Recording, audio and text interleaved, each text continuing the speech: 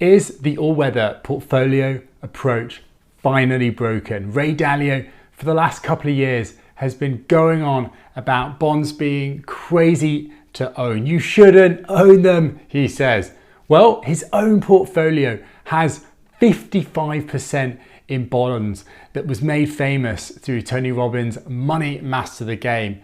Widely followed, widely talked about. So surely it's the end, right, guys? Well, let's see. Today's video goes into exactly whether that's the case.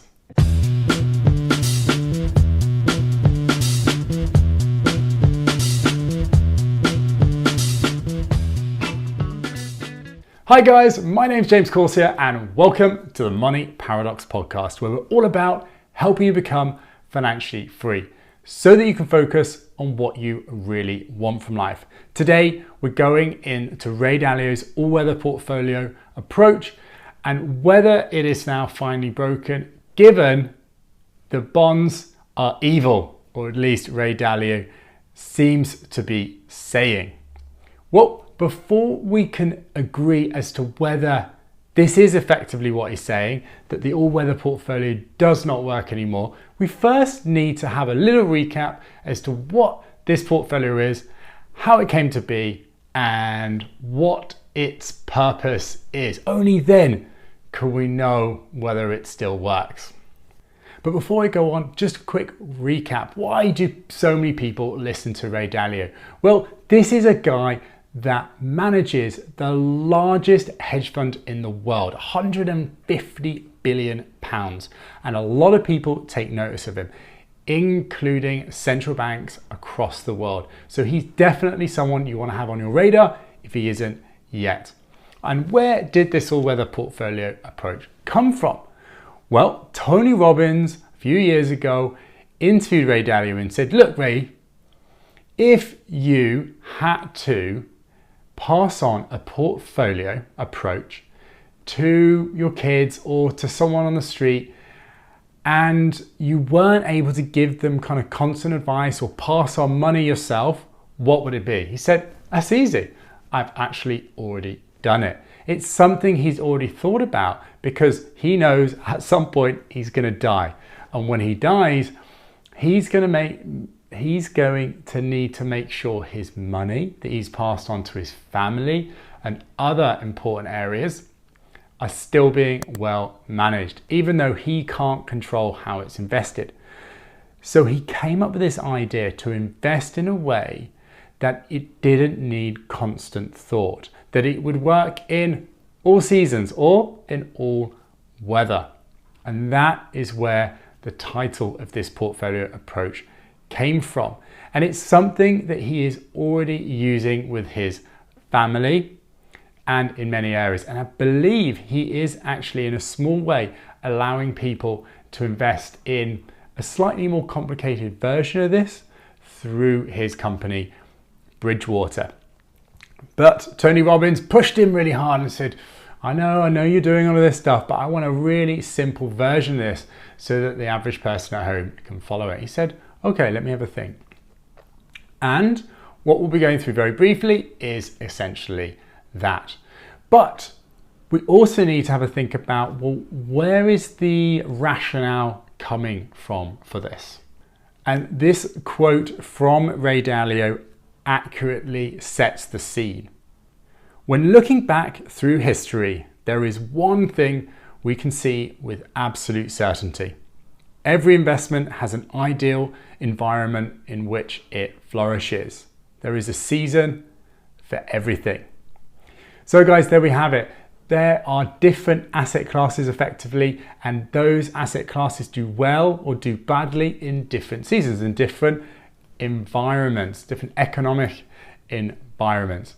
So Ray said about pulling together different assets together that do well in each of these seasons so that no matter what the season, overall, it will do well. Now check out this chart, guys. We're not going to go into a huge amount of detail, but basically it's saying you can simplify all of economics when it comes to the various different asset classes and how they perform into 4 key areas and 2 real variables: growth and inflation. And when growth is increasing or decreasing, or inflation is increasing or decreasing, then different asset classes do well or badly depending on that. So the idea of this portfolio is in investing in assets that cover each of these 4 quadrants collectively. So you'll see a few different asset classes here. What he did was try to bring them together in the simplest possible way. And here we have it, guys. Here is the portfolio approach for the all-weather. Very simple, 5 different things. There's a long-term bonds, which are 25 years plus, 20 years, very long length government bonds. Intermediate bonds, we're talking like 3 to 7 years. Gold, which we all know. Commodities, which is like oil and timber and iron, all of these things, the commodities we use to produce things. And then finally, the stock market, okay? Now, the first thing people notice when they look at this portfolio is it is very bond heavy. We're talking 55% bonds, right? That's a huge amount. And because of all of this talk around bonds at the moment by Ray Dalio himself saying, you'd be crazy to hold bonds, don't own bonds, then the next point people think about then is, well, geez, this all-weather portfolio, should I still be following it? Or should I start to think about investing in this area now? Or maybe start to think about other things? But before we really answer that question, we want to first understand why he has pulled this together and bonds is so much higher than the other things. And it's because even though there are different types of environments in which assets do well or badly, the extent to which these areas do perform well or badly vary greatly. So bonds go up or down in value in a small way relative to, say, the stock market. The stock market goes up and down much more. There'd be huge swings. 2008, it dropped by 50%. In the last year, I'm pretty sure it's gone up by around 50%. So big swings, guys. And in the bond market, it's a lot less. So you want to have more bonds than stocks to accommodate that. Because it's all well and good saying, oh, well, I've invested in all these different areas, when the thing that's gone up has gone up by a little bit, but all the things that have gone down by a whole load. So overall, you're still net negative, even though you've diversified into all the different areas that cover all your seasons. Make sense? If not, no worries. Watch this video again or do a bit more research. Simply put, it is just putting more of a weight to things that move less. Equally, gold, commodities, they're even more volatile than the stock market. So here we have a much smaller allocation, 7.5% for gold and commodities each versus, say, stock market, which is 30%. But you cry, bonds, it's all over at the moment. Everybody's saying don't own bonds because Ray Dalio himself is saying don't own bonds. That is true. Ray Dalio is saying that. And before we go on, I just want to mention that a lot of people understand the all-weather portfolio approach, but they often aren't that sure as to how they invest in it. Now, this is just an example, guys, so don't follow this religiously, but in the show notes, I've given you an example of the type of fund you can invest in for each of these 5 areas to practically do it. But you've got to know for your own situation where you are living in the world and all those other factors that affect your investment decisions, right? But that will kind of really bring it to life. So I've got a direct quote from Ray Dalio in terms of this all-weather portfolio approach. And it's very fitting for what's going on in terms of what people are fearing in relation to bonds. The problem is every single asset class that you love will have a day where it drops 50 to 75%. If it's later in your life, you will not have the time to make up for it. So the very concern people are having around bonds at the moment is exactly the point Ray Dalio has sought to address with this portfolio approach. So effectively what I'm hinting at there is this portfolio approach is by its very nature done to not change, that it's for all seasons. People have a view that bonds are going to do poorly in the future and going to go on a big yield hike and the value of them are going to do terribly over the next 10 years. But the very nature of this portfolio approach is that it is structured in such a way that it is diversified around that. So even if one area does badly, another area will do well. We have no certainty in anything, but that is the merit, that's the point of this portfolio. Let's look at the performance of this portfolio over the last few years. Well, Ray Dalio actually backtested it, and so did Tony Robbins as part of the book it became famous through. He's generally expected to get a return of between 7 and 10% historically every year. But the reality is the stock market will, over the long run, beat this approach. And that's obvious because this approach is designed to reduce the risk, the volatility of your returns. And that reduction in risk has a consequence. It means that your overall long-term returns are going to be less. And actually in the book, it came out and said over the last 75 years, that's a very long period of time, 85% of the years tested produced a positive return. And in those years where it produced a negative return, the average loss was just 1.5%, so very, very small. And what was that worst year? Just 3.9%. So from a minimizing the downside risk, this portfolio approach certainly historically has done phenomenally. And that is in a setting where, say, the stock market has had epic crashes.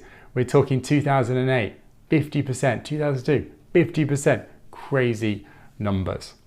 So here, this table will show you the returns of the all-weather portfolio over the last few years. So in the last year, it's produced a 10% return. And what's interesting is you can see how this has been made up. And it really proves the power of this approach. Okay, so the stock market has gone up 44% over the last year. Phenomenal, that is incredible. And if you had just invested in the stock market, you would be loving life right now. But the reality is not everyone is up for or is able to take on that level of risk. So how do we still get a strong return while minimizing the risk? And here we have it. Okay, so we've invested in other areas like bonds that have done worse. So long-term bonds, 10.7% drop over the last year. That's a big drop, guys, for something that's considered to be safe. But the point here is it's not that bonds are going to never go down in value. It's that its correlation in relation to the other assets vary. So overall, we minimize that volatility and downside risk. Other areas, say gold and commodities that are really volatile. Gold, not done much, gone down by 1%. But then look at commodities, it's gone up by 55%. So what we're doing is we're taking different asset classes together. They go up or down in different environments, and we bring them together, and overall the net return is a lot more stable, 10% return.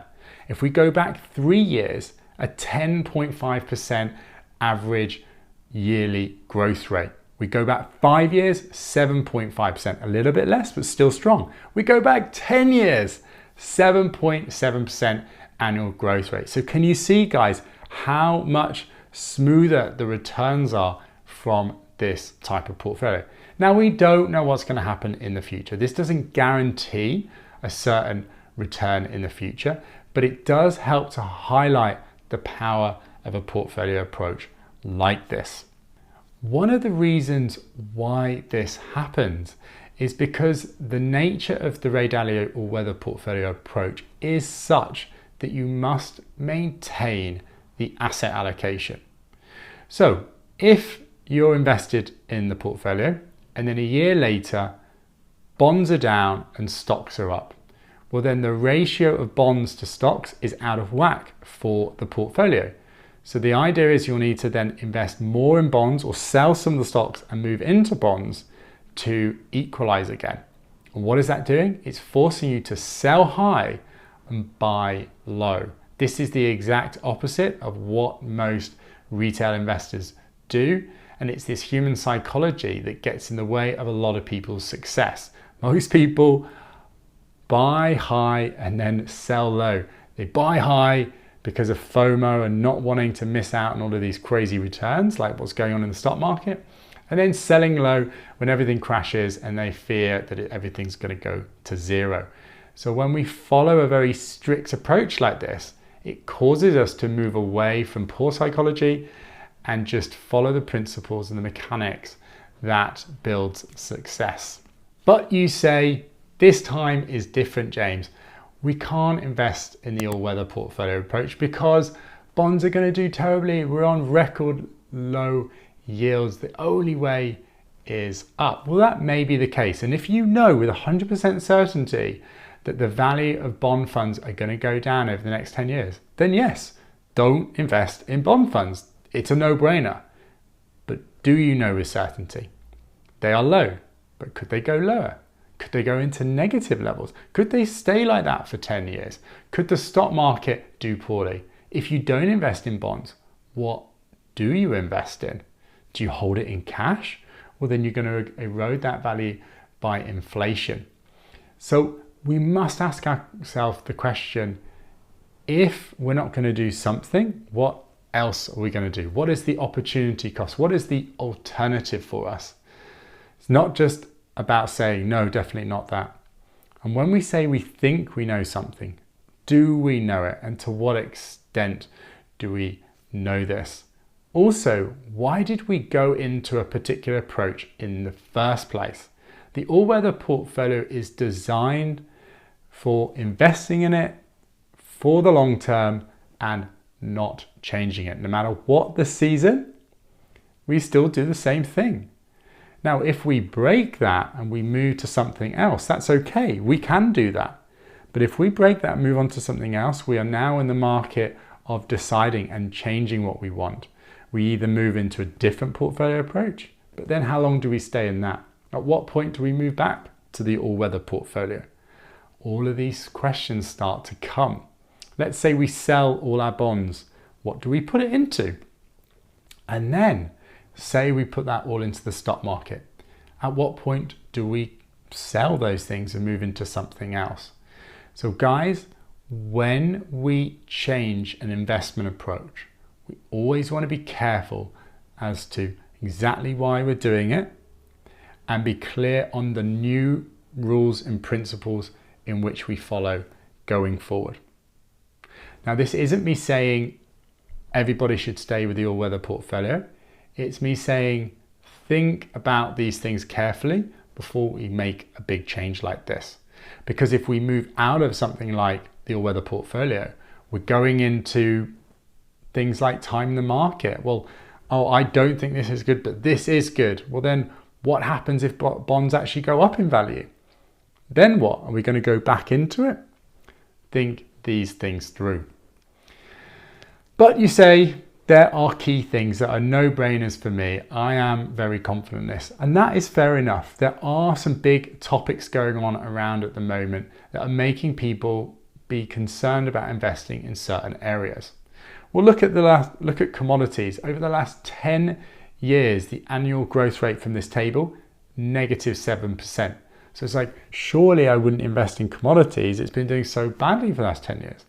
Well, you could say it's done so badly that actually the reason why it's gone up so much in the last year is that it's the start of regaining a lot of that loss from the last 10 years. Or you could say, actually, you know what? It's already regained a huge amount. It's not really going to do anything anymore. You see how all of these different opinions can change our view on what to invest in. Another really powerful table here shows the declines in both the stock market and the all-weather portfolio over 3 critical time periods. In 2002, when we had the dot-com bubble crash, the stock market crashed by 50%. The all-weather portfolio by just 12%. In 2008, the stock market crashed by 44%. All-weather portfolio, just 5%. So big differences, right? And then finally in 2020, the stock market crashed by 21% at the height of the COVID fears. In the all-weather portfolio, it dropped by just 2%. So you can see here, guys, the power of this. For a lot of people, investing in the stock market, in theory, would produce the best long-term returns if they were able to stomach it. But the reality is the stock market moves up so much and down so much that the stomach churn of that can be extremely painful. And who's to say we have the fortitude to stick through those difficult times? The Ray Dalio all-weather portfolio approach is popular because it often avoids these big swings that causes us the stress and challenges our ability to stay the course. So in 2020, only just last year, it proved itself again. A great quote from Ray Dalio again is timing the market is basically playing poker with the best players in the world who play around the clock with nearly unlimited resources. You do not want to be in that game. And so guys, if we move out of a portfolio at this point, are we doing timing the market? Are we saying, oh, bonds are really valued high at the moment, I'm going to pull out of that, I'm going to buy into something that's lower, like crypto, for example?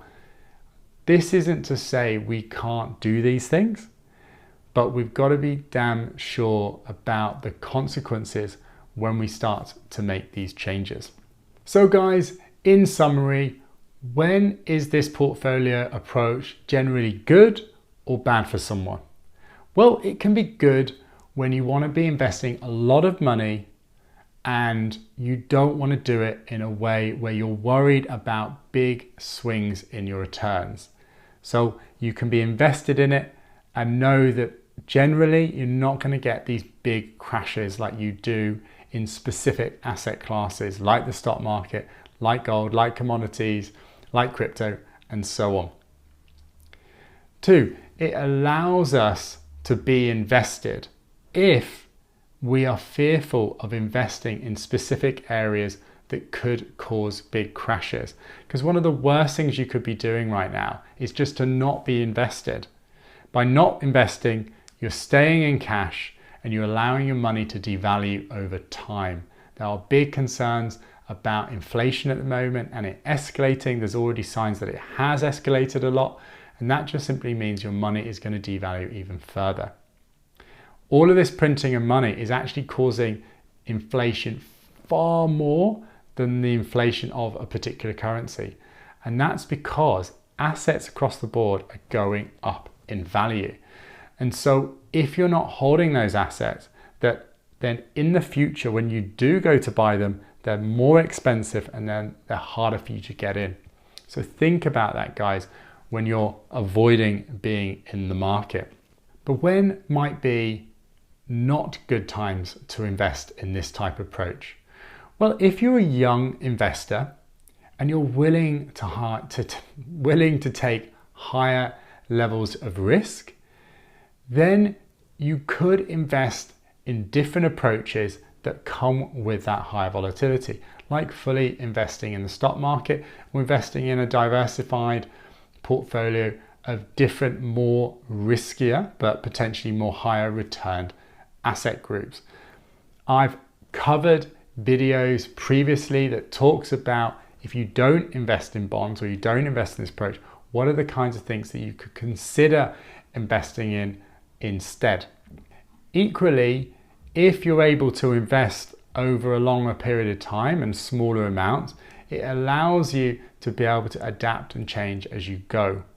And then finally, if you are willing to follow and understand trends and specific risks that are coming now or on the horizon, and you have a good confidence on how that can impact certain asset classes, and you can adapt your portfolio to minimize those risks, protect specific drops, and thereby maximizing your overall returns over the long run, then doing something that changes over time could be a benefit.